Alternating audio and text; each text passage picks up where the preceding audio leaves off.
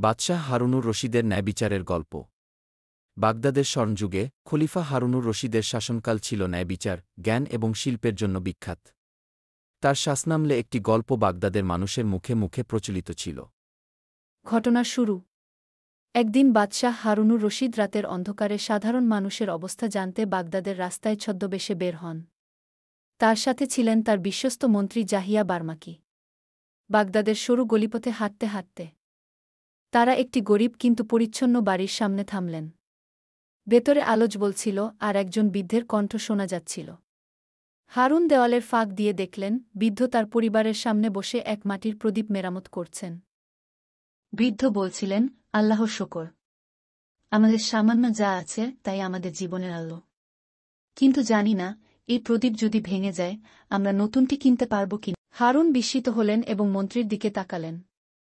জাহিয়া ধীরে ধীরে বললেন, হে আমিরুল মুমিনিন, বাগদাদের অনেকেই এমন দারিদ্র্যের মধ্যে জীবন কাটাচ্ছে। গভীর রাতে বাজারে যাত্রা। হারুন তখনই সিদ্ধান্ত নিলেন যে তিনি এই সমস্যার গভীরে যাবেন। তিনি মন্ত্রীকে নিয়ে শহরের মূল বাজারে গেলেন। সেখানে দেখা গেল একটি দোকানদার একজন ক্রেতার সাথে তর্ক করছে। ক্রেতা অভিযোগ করছিলেন যে দোকানদার ওজন কম দিয়ে প্রতারণা করছে। হারুন বিষয়টি খেয়াল করলেন এবং দোকানদারকে ডেকে বললেন, তোমার ওজন যন্ত্রটা এনে দেখাও। দোকানদার তৎক্ষণাৎ ভয় পেয়ে গেল এবং বলল, হে প্রভু, ক্ষমা করুন, আমি কখনোই ইচ্ছা করে এমন কিছু করিনি। কিন্তু হারুন বুঝতে পারলেন যে দোকানদার নিয়মিতভাবে এমন কাজ করে। বিচার এবং প্রতিশ্রুতি।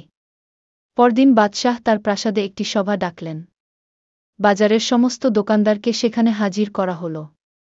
বাদশাহ বললেন, তোমরা যারা ব্যবসা করো তাদের সবচেয়ে বড় দায়িত্ব হল সঠিক ও ন্যায্য বাণিজ্য করা।